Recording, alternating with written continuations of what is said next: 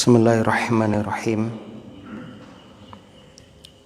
Assalamualaikum warahmatullahi wabarakatuh.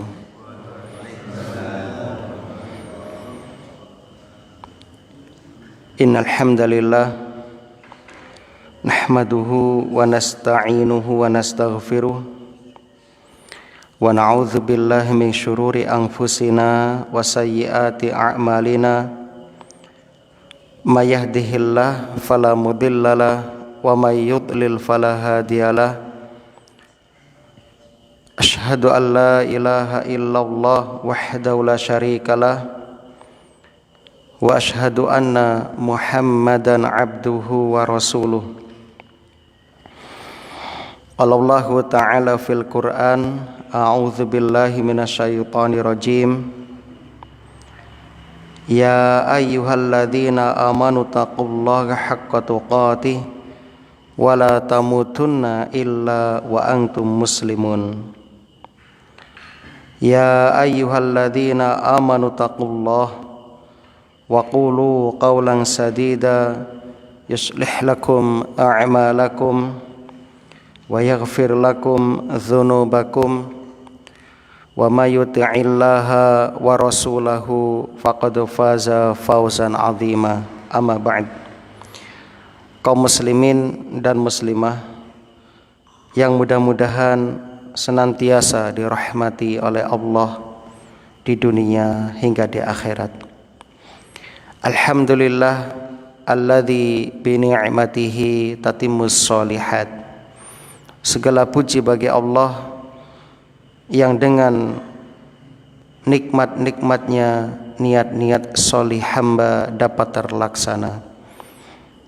Kita bersyukur kepada Allah yang senantiasa memberikan kemudahan, pertolongan kepada kita untuk dapat mewujudkan tujuan kita diciptakan di muka bumi, yaitu untuk beribadah kepada Allah Subhanahu wa ta'ala, dengan harapan mudah-mudahan Allah Subhanahu wa ta'ala menerima amal solih kita, dan semoga Allah mengampuni dosa-dosa kita, dan semoga Allah mewafatkan kita semuanya dalam keadaan husnul khatimah.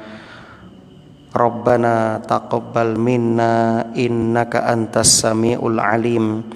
Allahumma rizqna husnal khitam. Allahumma arinal haqqa haqqa warzuqna ittiba'ah wa arinal batila batila warzuqna ijtinabah. Dan semoga Allah Subhanahu wa ta'ala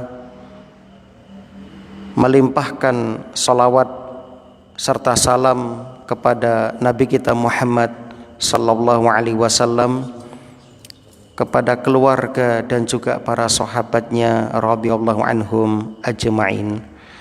Allahumma sholli wa sallim ala nabiyyina Muhammad wa ala alihi wa ashabihi wa man tabi'ahum bi ihsanin ila yaumiddin.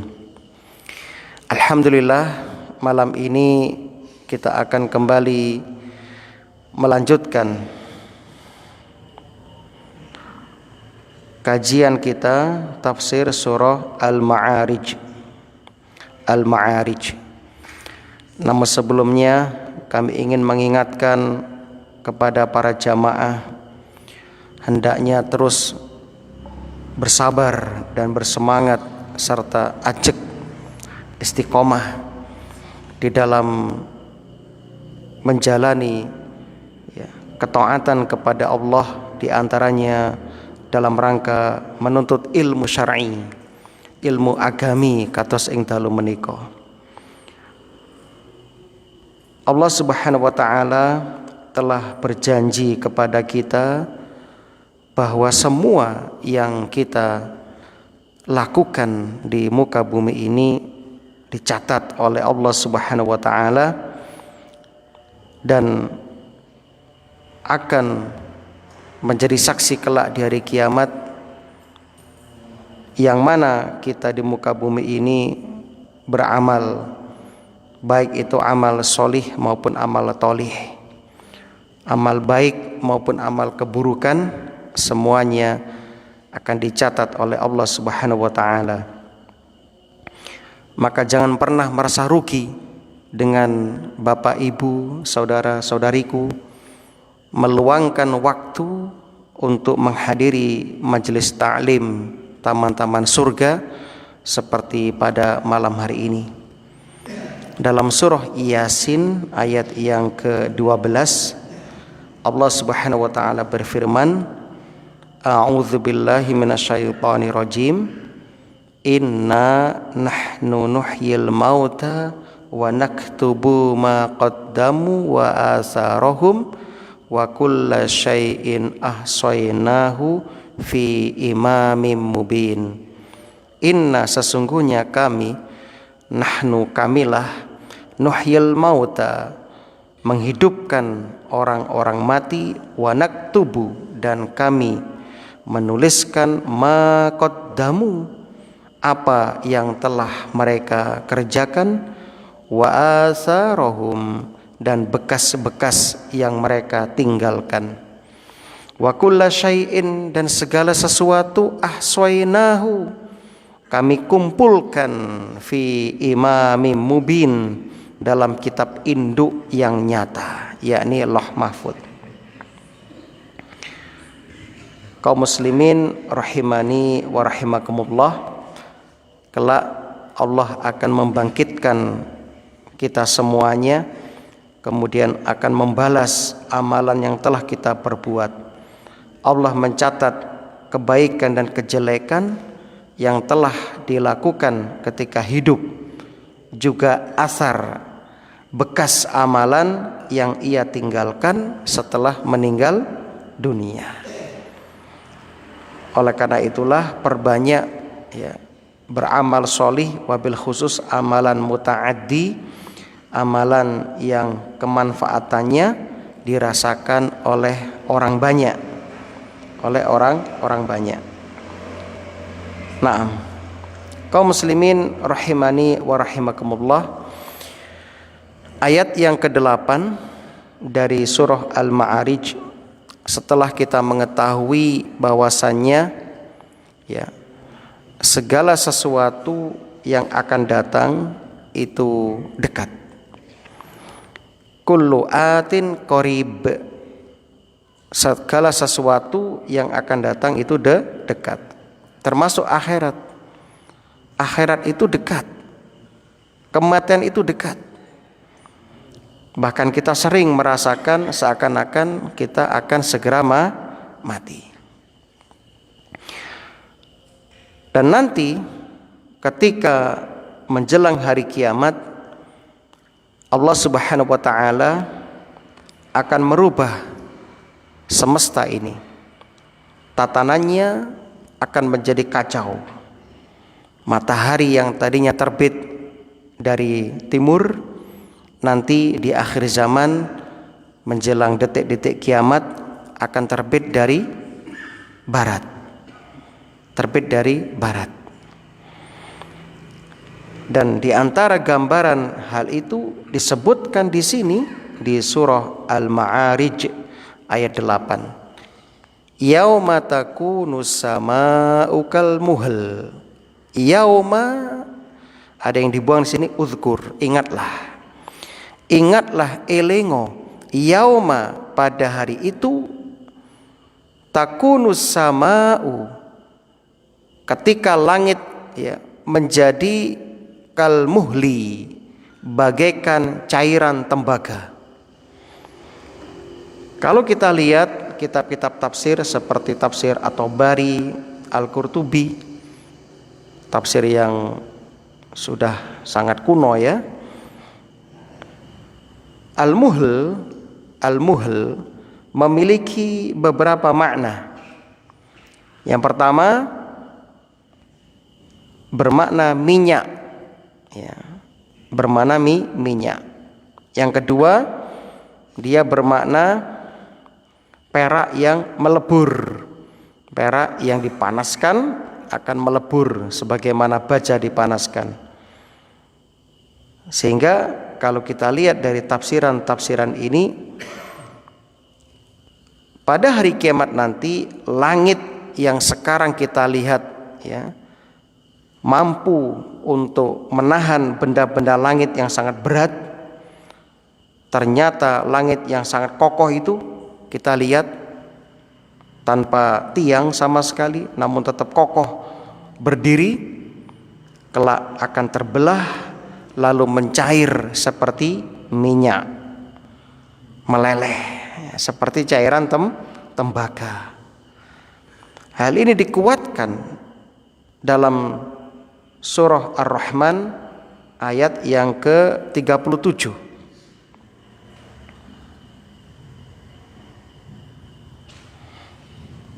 Halo, assalamualaikum.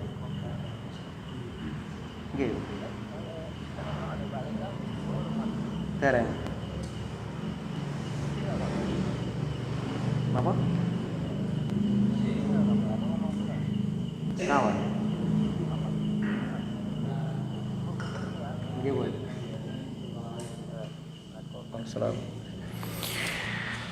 Allah berfirman, "Fa'idang syaqqatis sama'u fakanat wardatan kaddihan." Fa'idang syaqqatis sama, maka apabila langit telah terbelah, fakanat wardatan, dan menjadi merah mawar, kaddihan, seperti kilauan minyak. Menjadi merah mawar seperti kilauan minyak. Ad-duhnu kan minyak. Maka pada hari itu kaum muslimin ya, orang-orang kafir akan diazab. Karena mereka sebelumnya kan menantang azab. Mereka menantang azab ya, supaya disegerakan azab. Dan nanti akan terjadi itu. Kemudian watakunul jibalu kal'ihn, watakunul jibalu, dan gunung-gunung kal'ihni, bagaikan bulu yang berterbangan. Al-ihnu atau al-ihn artinya adalah as-sauful masbuh. As-sauful masbuh artinya kain wol ya, dari bulu domba yang dihambur-hamburkan ya. Wol ya, dari bulu domba ya, bulu domba itu dicukur terus dihambur-hamburkan. Itu bahasa Arabnya adalah al-ihn. Al-ihn ya. Intinya waktu itu gunung menjadi ringan seperti ya bulu atau kapuk ya, yang atau kapas yang ditiup, yang disepul ya, sangat ringan. Waktu itu ya, seperti itu gambarannya. Bahkan dalam surah Al-Qari'ah ayat 5, wa takunul jibalu kal'ihnil manfush, dan gunung-gunung seperti bulu yang dihambur-hamburkan. Dan kalau kita lihat ayat-ayat sebagaimana kita jelaskan dulu ketika mengkaji tafsir juz amma, kondisi gunung kelak benjang yaumul kiamah akan mengalami beberapa tahapan. Yang pertama, gunung tersebut akan tercabut dari pasaknya. Sebagaimana kita sebutkan dahulu, para pakar telah meneliti gunung yang kita lihat menjulang tinggi itu ternyata 2/4 itu menancap ke dalam bumi. Itu hanya 1/4 itu. Sisanya itu menancap ke dalam bumi. Karena gunung dijadikan oleh Allah sebagai pasak penyeimbang bagi alam raya ini. Yang namanya paku, bagaimana kita tahu biar lebih kokoh maka harus lebih dalam, biar nggak mudah tercabut. Nah, gunung demikian.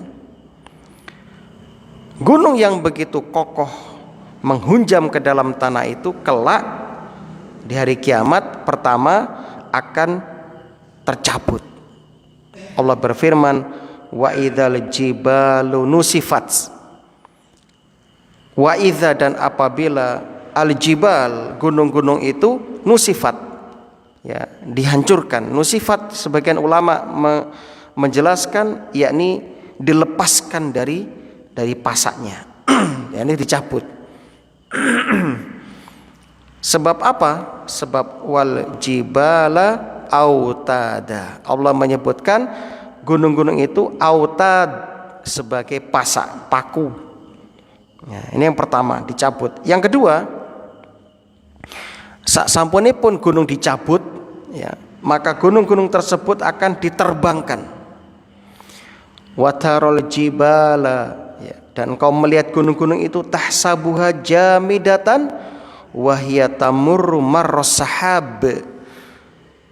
Engkau melihat gunung itu ya, jamidah, seakan-akan tetap di tempatnya, padahal dia itu berjalan seperti jalannya awan, ya.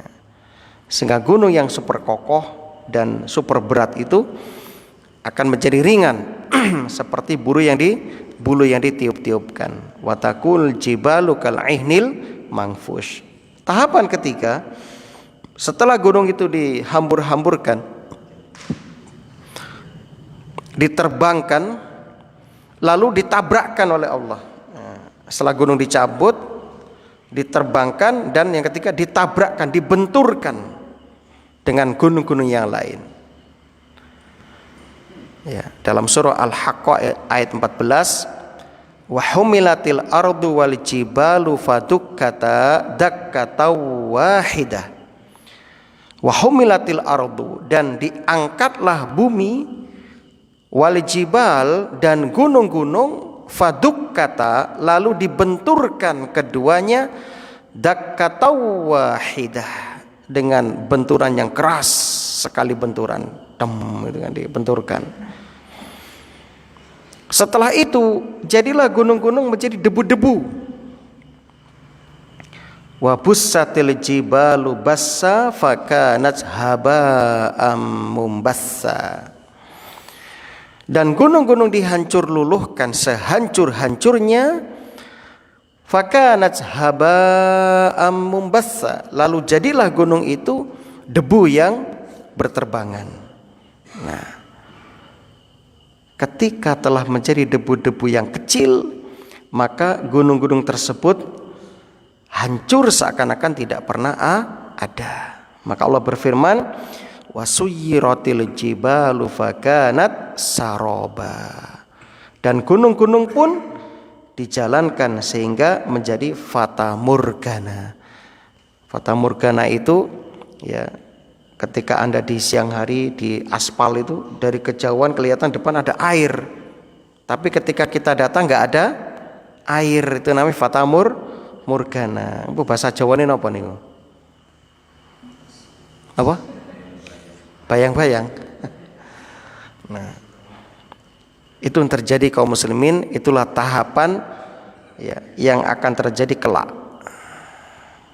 Masya Allah ya. Allah yang maha segalanya mudah bagi Allah subhanahu wa ta'ala. Saat itulah manusia itu kaget ya, sehingga mengalami benturan dalam jiwanya, tembus ke dalam ya hatinya, sehingga dada-dada mereka seperti diketuk dengan palu ya. Maka hari itu dinamakan Al-Qari'ah. Al-Qari'ah artinya yang mengetuk dengan keras. Mohon maaf, gempa yang kecil aja kita sudah ya jantungan gitu kan, deg-degan itu kan ya. Nah, ini gunung diangkat, dibenturkan. Beberapa waktu yang lalu, kalau nggak salah malam Jumat ya kan, atau Jumat malam Sabtu itu di Maroko ya, terjadi gempa 6,8 skala Richter itu kan ya. Itu pun sudah menewaskan ribuan. Ya, itu masih terus dicari itu kan ya di Maroko. Masya Allah ya. Jadi itu padahal bukan gunung meletus ya, bukan. Itu hanya gempa, ya, lempengan ya dan sebagainya. Wala yas'alu hamimun hamima. Wala yas'alu, dan tidak ada seorang teman karib pun menanyakan temannya. Masya Allah. Perhatikan kaum muslimin. Kita sebagai umat Islam, terutama yang masih muda ini, perlu memahami fikih bergaul, fikih gaul.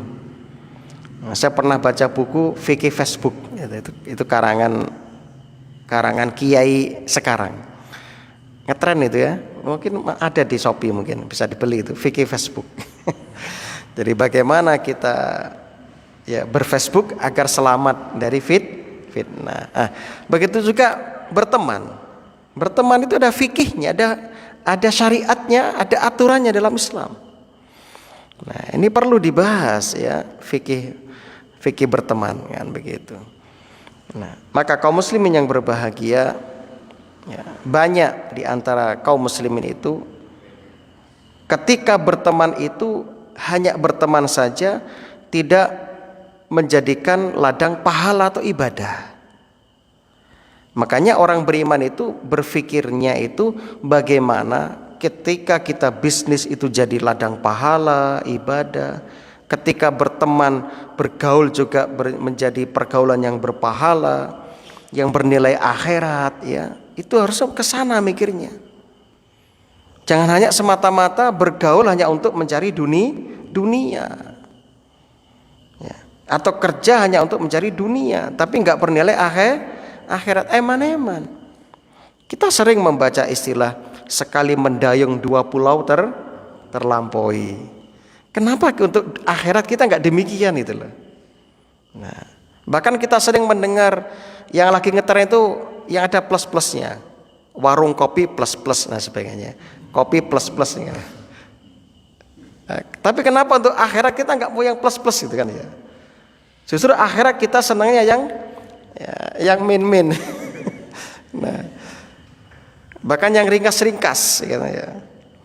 Apalagi kemarin lagi karnaval, ada pertanyaan, Ustadz bolehkah karnaval menjamak sholat? Itu kan banyak pertanyaan kemarin itu kan. Nah, bahkan ada yang bertanya lucu, bolehkah karnaval sholat di jamak qashar? Loh, kok jamak qashar? Masya Allah, mereka nggak paham mungkin jamak dengan qashar mungkin nggak paham ya.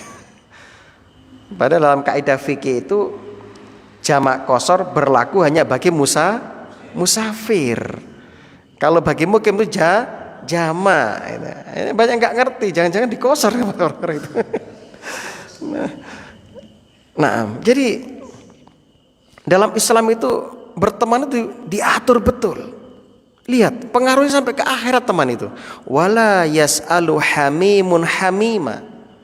Dan tidak ada seorang teman karib pun menanyakan temannya. Bayangkan, teman disebut. Ketika disebutkan dalam Quran pasti ada sesuatu di balik pertemanan ini. Gak mungkin Quran menyebutkan tanpa ada hikmah. Bahkan hatta termasuk jenis tumbuhan, jenis binatang yang disebutkan dalam Quran pasti ada hikmah. Ada surat Tawon, ya, surat apa Tawon? Namanya bahasa Arabnya apa? An-Nahl. Kalau An-Nahl semut. An-Nahl, tawon, masya Allah, ternyata ada hikmah di situ. Ya, ada surat An-Naml. Nah, ini ada hikmah. Nah, termasuk di sini disebutkan di saat itu teman tidak menanyakan temannya. Saking dahsyatnya hari itu kaum muslimin. Dan kita tahu orang yang paling dekat dengan kita pertama ayah ibu kita. Itu sebelum menikah. Setelah menikah kayaknya tergeser kayaknya. Harusnya nggak boleh tergeser. Bagi anak laki-laki sering saya sampaikan dimanapun saya mengisi kajian, mengisi walimatul urs, mantenan, saya sering tekankan untuk anak laki-laki sampai kapanpun, apapun derajatmu, berapapun kekayaanmu, tetap surgamu ada pada kedua orang tua. Adapun untuk istri atau wanita, anak perempuan, setelah dia menikah, qabiltu nikaha, terjadi peralihan pertanggungjawaban dan surga. Maka setelah dia menikah, surganya ada pada suaminya. Rasul yang mengatakan, ketika Rasul bertanya kepada seorang wanita, adzatu zaujin anti, kamu sudah nikah belum? Sudah ya Rasulullah. Ungzuri, lihatlah. Aina anti lahu, bagaimana kedudukanmu atau sikapmu terhadap suamimu. Fa innahu jannatuki au naruki, sebab suamimu itu adalah surgamu dan nerakamu. Nah, jadi bapak-bapak, ibu-ibu yang punya anak perempuan ketika sudah menikah harus paham ini, harus paham. Nah sebaliknya yang anak laki-laki walaupun sudah menikah juga harus paham bahwasanya surga Anda ada pada orang tua. Maka istri bantu suami untuk mendapatkan surganya, yakni berbakti kepada orang tua. Jangan sampai setelah menikah maka dikuasai penuh, dijauhkan dari orang tua, nggak boleh. Menikah itu kan menyatukan dua keluarga, harusnya lebih erat, malah makin jauh sekarang. Kalau sudah nikah selesai, orang tua lepas ya. Na'udzubillah min dzalik. Enggak demikian. Kemudian orang terdekat dengan kita, istri kita, anak kita. Ternyata nanti dari kiamat, begitu dahsyatnya hari itu, begitu besar urusan di hari itu. Ternyata apa yang terjadi? Yauma yafirul mar'u min akhi. Pada hari itu manusia lari dari saudaranya. Wa ummihi wa abi, lari dari ibu dan bapaknya. Wa sahibatihi wa banih, lari dari istri dan anak-anaknya. Likulli imri'in minhum yauma idzin sya'nu yughni. Setiap orang di hari itu mereka memiliki urusan yang menyibukkan,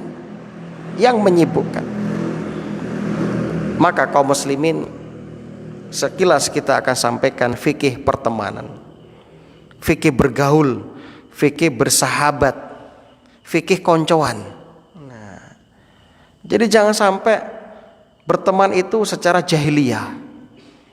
Pokoknya tidak melihat benar dan salah, asalkan itu temanku tak belo. Masya Allah, banyak terjadi seperti ini. Nah, terjadilah ya kerusuhan antar geng. Ya, enggak peduli baik dan salah, benar dan buruk. Nah, maka kaum muslim enggak demikian dalam Islam. Nah, sekali lagi saya ingatkan, Islam itu agama yang sempurna kaum muslimin. Dari A sampai Z, seluruh aspek kehidupan kita diatur oleh Islam. Termasuk urusan pertemanan, koncoan, diatur oleh Islam. Di antaranya Rasulullah bersabda dalam hadis yang sahih riwayat Abu Dawud nomor 4832, ya, la tusahib illa mu'minan wala ya'kul ta'amaka illa taqi, kata Rasulullah sallallahu alaihi wasallam. La tusahib, janganlah engkau berteman illa, kecuali mu'minan, dengan orang mukmin. Wala ya'kulu ta'amaka illa taqi, dan janganlah memakan makananmu kecuali orang yang bertakwa. Perhatikan, ini kaidah dalam berteman. Ya. Kalau bertetangga dengan orang kafir bagaimana Ustadz? Misalnya kebetulan kita punya rumah, tetangganya orang kafir, tetap itu ada hak tetangga di situ. Kita berbuat baik dengan tetangga. Nah, kalau dia tetangga kita muslim, maka ada dua hak di situ. Hak tetangga sama hak saudara muslim. Di antara hak muslim apa? Kalau ketemu mengucapkan salam. Kalau dia sakit kita jenguk. Kalau dia meninggal kita antarkan jenazahnya. Kalau dia minta nasihat, kita nasihati, kan begitu. Nah, kalau dia itu tetangga kita itu muslim plus kerabat, ada tiga hak di situ. Hak tetangga, hak sesama muslim, hak kerabat atau saudara. Nah, itulah aturan dalam Islam. Bahkan Nabi juga mengatakan dalam hadis yang sahih riwayat Abu Dawud nomor 4833, al-mar'u ala dini khalilih, seseorang itu tergantung agama temannya. Falyanzur ahadukum man yukhalil. Lihat, perhatikan, ya, siapakah yang menjadi teman dekatnya. Kenapa Islam mengatur masalah pertemanan? Sebab berteman itu memiliki banyak keutamaan. Di antara keutamaan pertemanan, perkoncoan, persahabatan yang dirajut berdasarkan cinta karena Allah Subhanahu wa taala memiliki keutamaan yang besar. Ingat, berteman, bergaul karena Allah. Yang pertama, pertemanan dan persaudaraan merupakan karunia Allah. Ingat ini. Bukankah dalam surah Ali Imran Allah berfirman, fa asbahtum bi ni'matihi ikhwanan. Lalu menjadilah kamu karena nikmat Allah orang-orang yang bersaudara. Masya Allah. Jadi bersaudara dengan orang beriman itu karunia dari Allah Subhanahu wa ta'ala. Dalam surah Al-Anfal Allah juga menyebutkan wa allafa baina qulubihim, dan yang mempersatukan hati mereka yakni orang-orang beriman itu Allah. Lau anfaqta ma fil ardi jami'an ya Muhammad, seandainya kamu menafkahkan semua yang ada di muka bumi ini, ma allafta baina qulubihim, kamu gak akan mampu menyatukan hati mereka, walakinnallaha allafa bainahum, tetapi Allah lah yang menyatukan hati mereka. Innahu azizun hakim, sesungguhnya Allah Maha perkasa lagi Maha bijaksana. Masya Allah. Jadi ketika Anda punya teman-teman yang soleh, yang itu karena Allah yang menjadikannya. Walaupun Anda ngasih dia banyak pemberian, kalau Allah gak mengizinkan, gak membuka hatinya, gak akan jadi pertemanan itu. Dia sudah keluarkan modal misalnya, temannya ditransferi uang dan sebagainya, tapi kalau gak mengizinkan gak terjadi. Jangankan itu, banyak orang sudah keluarkan modal ente-entean, gak jadi Pak. Ada orang itu saya punya murid dulu tahun 2005 di tempat saya ngajar itu. Sing wedok ku entek-entekan Pak. Hampir tiap hari itu laki-lakinya dikasih hadiah, dibelikan baju, belikan kaos belikan jus tiap hari. Pokoknya bendino selama sekolah di situ 3 tahun itu, pokok sing lanang kepomo Pak. Ternyata apa Pak? Diingatkan sama keluarga si laki-laki, hati-hati loh. Awakmu kok gelem diragati ambek bocah kuwi, hati-hati ben ditagih. Pokoknya diingatkan. Ternyata betul Pak. Betul, setelah menikah cerai, sekarang bermusuhan Pak. Bermusuhan. Wah, geding-gedingan, bahkan main dukun, santet-santetan Mau sampai seperti itu. Nah, seperti itu. Jadi ngeri sekali. Maka kaum muslimin, bersyukurlah kepada Allah ketika Allah mengirimkan kepada Anda teman yang solih, teman yang betul-betul memperhatikan kebaikan kita. Ketika kita salah diingatkan, ketika kita malas disemangati, dimotivasi. Nah, itu teman yang betul-betul hakiki. Kalau ada teman seperti ini, kata Imam Syafi'i, pertahankan, jangan dilepas. Jangan teman suka menjilat Ketika temannya dalam kesalahan didukung dan sebagainya. Naudzubillah min dzalik. Jadi kita enggak menguasai hati manusia. Termasuk Nabi enggak menguasai hati manusia. Tadi dikatakan oleh Allah, andaikan engkau menafkahkan seluruh dunia ini untuk menyatukan hati manusia, enggak akan bisa. Nabi kurang baik bagaimana Pak? Nabi kurang soleh seperti apa? Nabi itu Al-Amin julukannya, Abul Masakin wal Fuqara julukannya. Bahkan julukannya adalah bapaknya para janda. Nabi itu yang menyebutkan siapa? Istrinya Khadijah dalam hadis Al-Bukhari. Bab Badul Wahyi, permulaan wahyu. Hadis-hadis awal itu. Antum baca jenengan waos hadis Al-Bukhari. Hadis nomor 345 diceritakan di situ. Bagaimana ketika Nabi ketakutan setelah mendapat wahyu pertama. Khadijah menghibur, enggak mungkin Allah akan menyakitimu hai suamiku, engkau adalah bapaknya fakir miskin di kota ini, Mekah ini, engkau adalah bapaknya para janda, engkau adalah orang yang selalu membantu kesulitan manusia, enggak mungkin kamu akan disakiti. Ternyata Pak, ketika Nabi membawa kebenaran, mendakwakan kebenaran, membawa perubahan dalam akidah di tengah-tengah umat, apa yang terjadi? Berbalik Pak, 360 derajat. Yang tadinya dapat gelar Al-Amin berubah menjadi gelar orang yang tersihir, orang yang gila, macam-macam.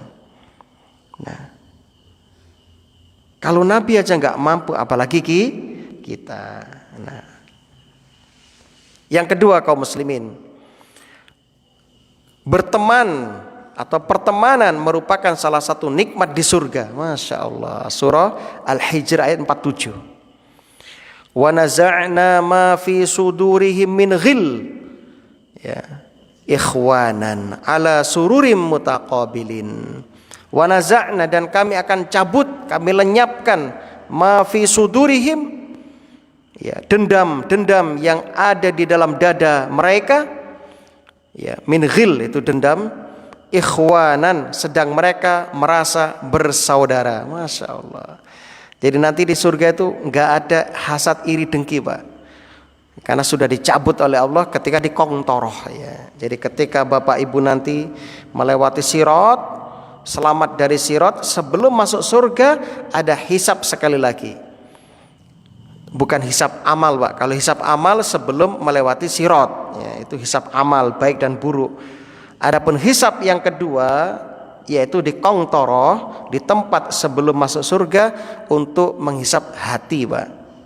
Dibersihkan hati-hati kita, sehingga ketika sudah masuk surga, suami menjadi orang yang bersih hatinya, istrinya juga menjadi wanita yang bersih, sehingga ketika suami dapat banyak bidadari nggak cemburu Pak, nanti Pak. Nah, nggak cemburu ya. Nah, dan sudah nggak ada cemburu-cemburuan di sana, nggak ada iri-irian. Nah, tapi yang jelas, ya, ibu-ibu yang sudah sepuh nanti nggak masuk surga, ya. Sebab di surga nggak ada orang tua, ya. Di surga ya dia tuh muda-mudi, ya. Yang sekarang sepuh umur 70, 80, 90, jangan sedih, nanti masuk surga jadi muda lagi, ya. Tadi enom malih Pak, Masya Allah. Nah, semoga kita termasuk calon penghuni surga. Amin ya rabbal alamin.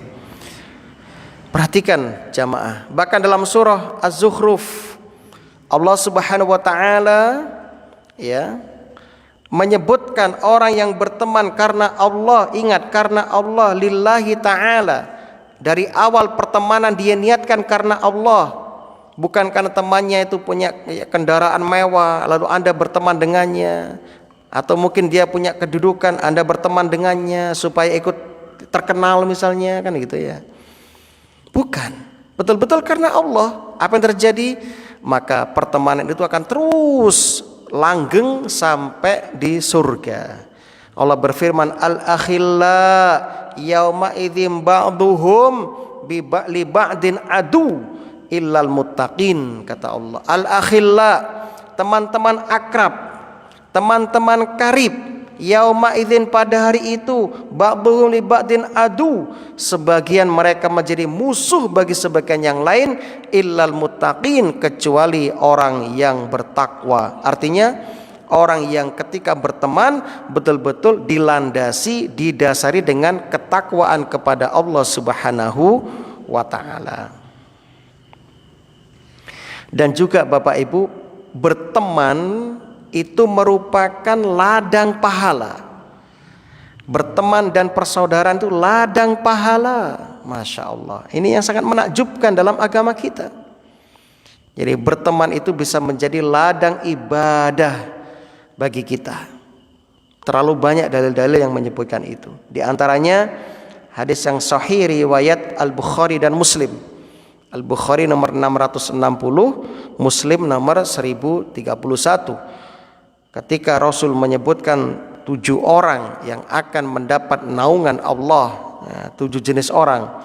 Di antaranya warajulani tahabba fillah ijtama'a alaihi wa tafarraqa alaihi. Dua orang yang berteman ya, saling mencintai karena Allah, bertemu karena Allah, berpisah juga karena Allah. Kemudian dalam hadis qudsi disebutkan innallaha yaqulu yaumal qiyamati ainal mutahabbuna bijalali. Di mana orang-orang yang saling berteman, saling mencintai karena aku, kata Allah. Karena keagunganku, kata Allah. Al yauma udhilluhum fi dhilli yauma la dhilla illa dhilli, kata Allah. Hari ini akan aku beri naungan kepadanya saat tidak ada naungan kecuali naungan Allah Subhanahu wa taala. Rawahu Muslim nomor 2566. Masya Allah, betapa luas rahmat Allah Subhanahu wa taala yang akan diberikan kepada orang yang saling berteman, bersaudara karena Allah Subhanahu wa taala. Ya, dan berteman karena Allah juga akan mendatangkan kecintaan Allah Subhanahu wa taala. Nanti dicek hadis Muslim nomor 2567. Nah, bahkan orang yang berteman karena Allah akan mendapatkan manisnya iman. Rawahu Al-Bukhari nomor 16 dan Muslim nomor 43. Dan ini yang terakhir yang saya sebutkan, masih banyak insya Allah kita lanjutkan yang akan datang. Seorang teman Bapak Ibu dapat memberikan syafaat kepada temannya yang dicintainya. Dulu pernah kita sebutkan hadis Muslim ya, nomor 183. Disebutkan dalam hadis Muslim yang panjang. Hatta idza khalasal mu'minuna minan nar. Setelah orang-orang mukmin dibebaskan dari neraka. Fawalladzi nafsi biyadih, demi zat yang jiwa Muhammad ada di tangan Allah. Ma minkum min ahadin bi asyaddin munasyadatin lillahi fi istiqsa'il haq minal mu'minina lillah yaumal qiyamah li ikhwanihim ya alladzina finnar. Kata Rasul, demi zat yang jiwa Muhammad ada di tangannya, sungguh kalian begitu gigih semangat dalam memohon kepada Allah untuk memperjuangkan hak temannya, hak saudara-saudaranya yang berada di dalam api neraka. Yaqulun, mereka mengatakan, enggak mau masuk surga Pak, mereka masih ya mendebat Allah, ngeyel kepada Allah untuk membela teman-temannya waktu di dunia. Rabbana kanu yasumuna ma'ana wa yusallun wa yahujjun. Ya Allah, mereka yang masuk neraka itu dulu teman saya di dunia ya Allah. Dia itu dulu sholat bersama kami, puasa bersama kami, haji bersama kami, kajian bersama kami. Itu teman kami ya Allah. Fayuqalu lahum, Allah akhirnya berkata kepada mereka, ya akhriju man araftum. Ya wes, kamu pergi ke neraka, keluarkan dari neraka yang kamu kenal dari mereka. Digolekin rokok Pak. Ah iki koncoku, ayo melak aku. Ditokno Pak. Ditokno. Ya. Sampai akhirnya apa? Ya. Ya. Dikeluarkan khalqan katsiron, banyak temannya, qad akhadhatin nar ila nisfi saqih, yang sudah ya disentuh oleh api neraka, yang sudah masuk neraka ya sampai ke sakih ya, ke apa, kaki mereka.